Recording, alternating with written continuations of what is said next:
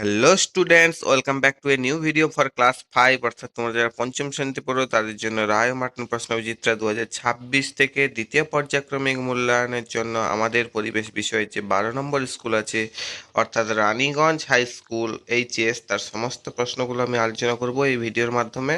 পুরো ভিডিওটার সঙ্গে তোমরা থেকো, আশা করি সব কিছু বুঝতে পারবে। প্রথমেই দেখে নাও, একের থেকে যে সমস্ত প্রশ্নগুলো আছে সঠিক উত্তরটি নির্বাচন করে লিখতে বলেছে। 1.1-এ দেখো, কোন সদর শহর মোরব্বার জন্য বিখ্যাত? এখানকার মধ্যে অপশন খটা হবে সঠিক উত্তর, সিউড়ি। 1.2-এ দেখো, কেলেঘাই ও কংসাবতী নদী মিশে তৈরি হয়েছে কি? এটা অনেকবারই পড়েছো, অপশন গ হলদি নদী। 1.3-এ দেখো, কাকে গান্ধী বুড়ি বলা হয়? এটা অনেকবারই পড়েছো, অপশন গ হবে রাইট অ্যান্সার, মাতঙ্গিনী হাজরা। 1.4-এ দেখো, একটি বিলুপ্তপ্রায় মাছ হলো কি? সরপুঁটি হবে, অপশন গ একটা রাইট অ্যান্সার। কালবোস এবং ভেটকিও বর্তমানে বেশ কমে গেছে, তবে সরপুঁটি সচরাচর পাওয়া যায় না। 1.5-এ দেখো, জমিতে গোবর ব্যবহার করা হয় কি হিসেবে? জৈব সার হিসেবে, অপশন খ একটা হবে সঠিক উত্তর। এবার 2-এর দাগে দেখো, শূন্যস্থান পূরণ করতে বলেছে যে কোনো তিনটি। বাগদা, গলদা এগুলি হলো ড্যাশ। বাগদা, গলদা এগুলো কি? এক প্রকার চিংড়ির প্রজাতি, তাহলে শূন্যস্থান লিখবে চিংড়ি। 2.2-এ দেখো, পশ্চিমবঙ্গের পশ্চিমের মালভূমির বেশিরভাগটাই কাঁকর পাথর মেশানো ড্যাশ। কাঁকর পাথর মেশানো কি? রাঙামাটি বা যাকে ল্যাটেরাইট মাটি দ্বারা তৈরি, তাহলে শূন্যস্থান লিখবে ল্যাটেরাইট মাটি, ঠিক আছে। 2.3-এ দেখো, পৃথিবীর প্রায় সব সভ্যতাই ড্যাশ ধারে গড়ে উঠেছিল। পৃথিবীর প্রায় সব সভ্যতাই কি ছিল? নদীমাতৃক সভ্যতা, তাহলে কি লিখবে শূন্যস্থানে? নদীর ধারে গড়ে উঠেছিল। 2.4-এ দেখো, গঙ্গা হলো ড্যাশ। গঙ্গা হলো কি? গঙ্গা হলো শূন্যস্থান লিখবে আদর্শ নদী, গঙ্গা একটি আদর্শ নদী। 3-এর দাগে দেখে নাও, যে সমস্ত প্রশ্নগুলো আছে সত্য বা মিথ্যা নির্ণয় করে লিখতে বলেছে যে কোনো তিনটি। 3.1-এ দেখে নাও, নিত্যবাহ নদীতে সারা বছর জল থাকে না, এটা কি? এটা মিথ্যা হবে, কারণ নিত্যবাহ নদীতে সারা বছর জল থাকে। উদাহরণ তো জানো তোমরা সবাই, আশা করি। উদাহরণ হচ্ছে গঙ্গা। 3.2-এ দেখো, সুন্দরবনের সব নদী শেষ পর্যন্ত বঙ্গোপসাগরে পড়েছে, এটা কিন্তু সত্য, সুন্দরবনের সব নদী শেষ পর্যন্ত বঙ্গোপসাগরেই পড়েছে। 3.3-এ দেখো, মানুষের স্বাস্থ্য একটি সম্পদ, এটাও পড়েছো, এটাও সত্য, আগের ভিডিওগুলো দেখে আসবে, এরকম কোশ্চেন অনেক ছিল। 3.4-এ দেখো, নকশা কাটা কথা কাঁথা বানানো একটি পারিবারিক সম্পদ, এটাও সত্য, ঠিক আছে। 3.5-এ দেখো, রাসায়নিক সার ব্যবহার করে জমি উর্বর হয়, এই কথাটা কিন্তু মিথ্যা। কারণ কি? দীর্ঘমেয়াদী জমির উর্বরতা নষ্ট হয়। মানে দীর্ঘদিন ধরে যদি রাসায়নিক সার ব্যবহার করা হয়, অর্থাৎ দীর্ঘমেয়াদী ব্যবহার করলে জমির উর্বরতাটা নষ্ট হয়। জমির উর্বর হয় না, কিন্তু জৈব সার ব্যবহার করলে উর্বর হয়, ঠিক আছে, এটা মিথ্যা হবে। 4-এর দাগে যে সমস্ত প্রশ্নগুলো আছে দেখে নিই চলো। যে প্রশ্নগুলির এক কথায় উত্তর দিতে বলেছে যে কোনো চারটি। 4.1-এ দেখো, দার্জিলিং জেলায় পেঁপের মতো ফলটিকে কি বলে? উত্তর হবে স্কোয়াশ। দার্জিলিং জেলায় পেঁপের মতো ফলটিকে স্কোয়াশ বলে। 4.2-এ দেখো, আগে কীটনাশক হিসেবে কোন পাতা ব্যবহার করা হতো? আগে কীটনাশক হিসেবে নিমের পাতা ব্যবহার করা হতো, ঠিক আছে, নিম পাতা লিখবে। 4.3-এ দেখো, গঙ্গার ধারা বাংলাদেশের মধ্য দিয়ে কি নামে প্রভাবিত হয়েছে? গঙ্গার একটা ধারা কি মুর্শিদাবাদের ধুলিয়ানের কাছে ভাগ হয়, একটা হচ্ছে ভাগীরথী, আর একটা কি পদ্মা নামে দুটো ভাগ হয়েছে, তাহলে বাংলাদেশে যেটা গেছে কি সেটা পদ্মা নামে। গঙ্গার গতিপথ পড়ার সময় পড়েছো তোমরা, আগের বড় ভিডিওগুলো দেখে আসবে, ওখানে বড় প্রশ্ন ছিল যে গঙ্গার গতিপথ, বা বই থেকেও পড়তে পারো। 4.4-এ দেখো, ডিভিসির পুরো কথা কি? এটাও অনেকবারই পড়েছো, বারবার করে বলেছি লিখে মুখস্থ করবে, বানান দেখে রাখবে। দামোদর ভ্যালি কর্পোরেশন, ঠিক আছে। 4.5-এ দেখো, সুন্দরবনের বিখ্যাত উদ্ভিদ ও প্রাণীর নাম লেখো। সুন্দরবনের বিখ্যাত উদ্ভিদ কি? সুন্দরী, যা থেকে সুন্দরবনের নামকরণ হয়েছে। আর বিখ্যাত প্রাণী কি? রয়্যাল বেঙ্গল টাইগার, আমরা জানি, ঠিক আছে। এবারে চলো 4.6-এ দেখো, তমলুকের আদি নাম কি? এটাও অনেকবার পড়েছে, তাম্রলিপ্ত, কারণ ওখানে যে বন্দর ছিল তার নাম কি ছিল? তাম্রলিপ্ত বন্দর। এবার 5-এর দাগে চলো, যে প্রশ্নগুলো আছে দেখে নিই। অনধিক 30টি শব্দে উত্তর দিতে বলেছে যে কোনো তিনটি। নদীমাতৃক সভ্যতা কাকে বলে? 11 নম্বর স্কুলেও ওই কোশ্চেনটা ছিল, ওই ভিডিওটাও দেখে আসতে পারো।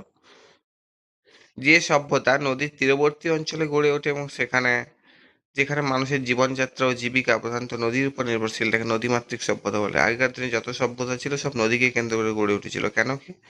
এখানকার হচ্ছে উর্বর পলিমাটি যা কৃষিকাজের জন্য উপযুক্ত হয়। এখানে পশু পাখি পালন করা যায়, সহজেই জল পাওয়া যায়। ব্যবসা বাণিজ্য করার জন্য আগে নদীর মাধ্যমে নৌকো দিয়ে বাণিজ্য করা হতো। এই জন্য হচ্ছে জলপথের সুবিধা রয়েছে। ইত্যাদি কারণে হচ্ছে নদীকে কেন্দ্র করে সবসময় সভ্যতা গড়ে উঠতো। যেমন উদাহরণ কি, সিন্ধু সভ্যতা হচ্ছে একটা নদীমাতৃক সভ্যতা।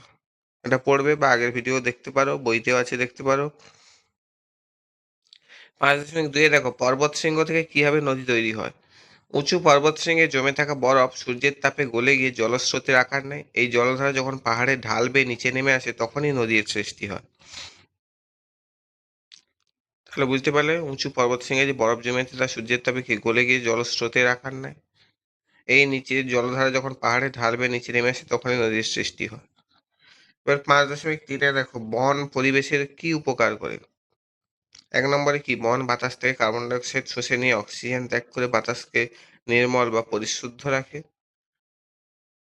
তাই তো, গাছ আমাদের কি কার্বন ডাই অক্সাইড নেয় তার রান্নার কাজে, অর্থাৎ সালোক সংশ্লেষের কাজে, আর অক্সিজেন ত্যাগ করে আমাদের জন্য। 2 নম্বরে কি, এছাড়া বন বৃষ্টিপাত ঘটাতে সাহায্য করে, অর্থাৎ বনভূমি যেখানে থাকে সেখানে বেশি বৃষ্টিপাত হয়। 3 নম্বরে দেখো, ভূমিক্ষয় রোধ করতে সাহায্য করে, অর্থাৎ মাটি যাতে ক্ষয়ে না যায় বা ধুয়ে না যায় জলের দ্বারা, সেটা কি ভূমিক্ষয় রোধ করতে সাহায্য করে। এবার চলো 6 থেকে যে সমস্ত প্রশ্নগুলো আছে দেখে নিই। অনধিক 50টি শব্দে উত্তর দিতে বলেছি, যে কোনো 3টি। সুন্দরবনের ম্যানগ্রোভ উদ্ভিদের বৈশিষ্ট্য লোকে, কোশ্চেনটা প্রায় সবগুলো স্কুল হয়েছে, আগের ভিডিওগুলো দেখে আসতে পারো। সুন্দরবনে ম্যানগ্রোভ উদ্ভিদের প্রধান বৈশিষ্ট্যগুলি হলো, 1 নম্বরে শ্বাসমূল দেখা যায়, অর্থাৎ লবণাক্ত মাটিতে অক্সিজেনের অভাব মেটাতে এদের মূল মাটির উপরে উঠে আসে। ওই যে প্রথমের যে ছবিটা দেখো, উপরের দিকে মূলগুলো, ওগুলো হচ্ছে শ্বাসমূল। ওই যে ধূসর রঙের সোজা সোজা হয়ে দাঁড়িয়ে আছে, ওগুলো হচ্ছে শ্বাসমূল। অর্থাৎ লবণাক্ত মাটিতে অক্সিজেন কম থাকে, সেই জন্য অক্সিজেন নেওয়ার জন্য গাছ কি করে, এই শ্বাসমূলগুলো মাটির উপরে তুলে রাখে, যেগুলো সরাসরি বায়ু থেকে অক্সিজেন গ্রহণ করে। এবার 2 নম্বরে হচ্ছে ঠেস মূল। জোয়ার ভাটার সময় কাদা মাটিকে নিজেকে ধরে রাখতে এদের কাণ্ড থেকে ঠেস মূল বের হয়। ওই দেখো নিচের, একদম এই নিচের ছবিটা দেখো, অনেকগুলা মূল গাছের গোড়ায় দেখা যাচ্ছে। ওইগুলাই হচ্ছে ঠেস মূল, যা গাছকে কি হচ্ছে কি কাদা মাটিতে সহজে ধরে রাখতে সাহায্য করে, যাতে গাছটা উল্টে না পড়ে। এবার 3 নম্বরে কি, জরায়ু অঙ্কুরোদ্গম। ফল গাছে থাকা অবস্থাতেই বীজ থেকে চারা গাছ জন্মায়। তারপরে ছবিটা দেখো, গাছে থাকা অবস্থায় অঙ্কুরিত হয়ে গেছে, অর্থাৎ চারা গাছ জন্মানো শুরু হয়ে গেছে বীজ থেকে।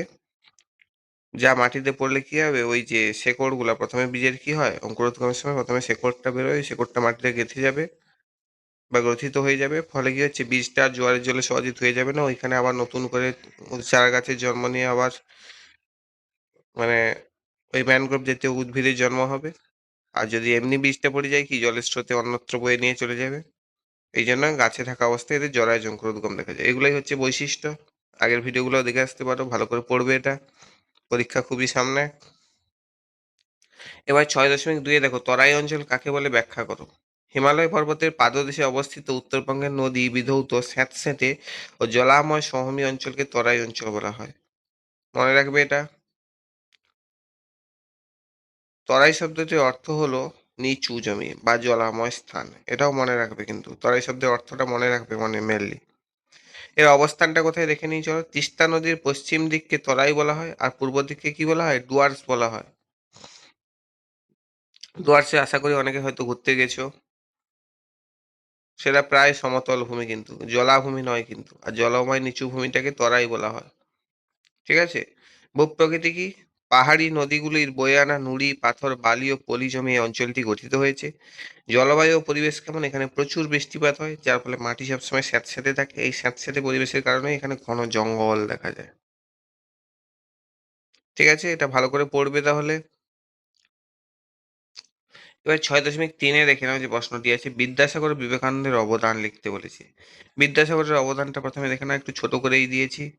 মেয়েদের শিক্ষার জন্য বিদ্যাসাগর, বা নারী শিক্ষার জন্যও লিখতে পারো, নারী শিক্ষার জন্য বিদ্যাসাগর 35টি বিদ্যালয় স্থাপন করেন। তিনি শিশুদের জন্য বর্ণ পরিচয়, বোধোদয়, কথামালা প্রভৃতি বই লেখেন। এছাড়া বিদ্যাসাগরের আন্দোলনের ফলে এই সরকার 1856 খ্রিস্টাব্দে বিধবা বিবাহ আইন পাশ করে এবং বহু বিবাহ রদ করে।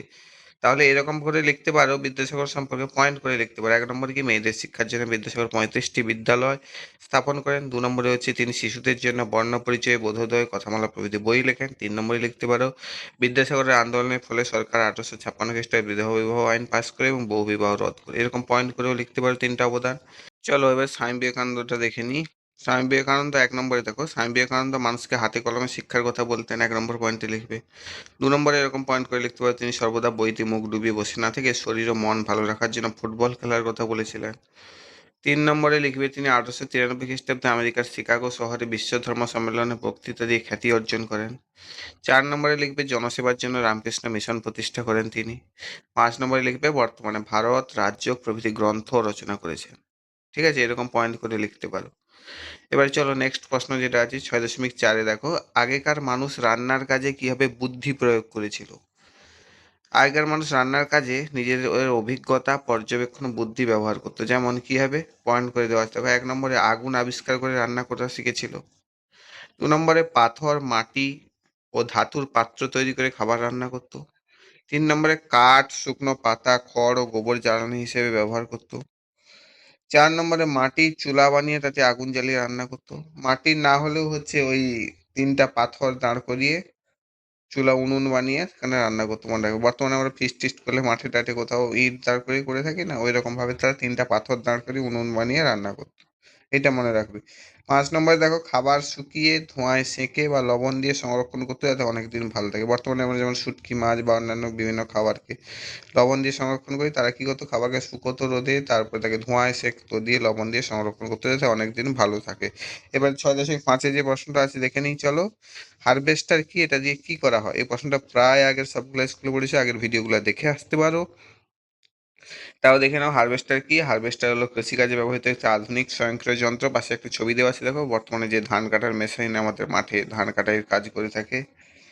আর কি হয়, এই যন্ত্রের সাহায্যে কি হয়, একসঙ্গে ধান, গম কাটা হয়, ঝাড়া হয় এবং খড় থেকে দানাও আলাদা করার কাজ করা হয়।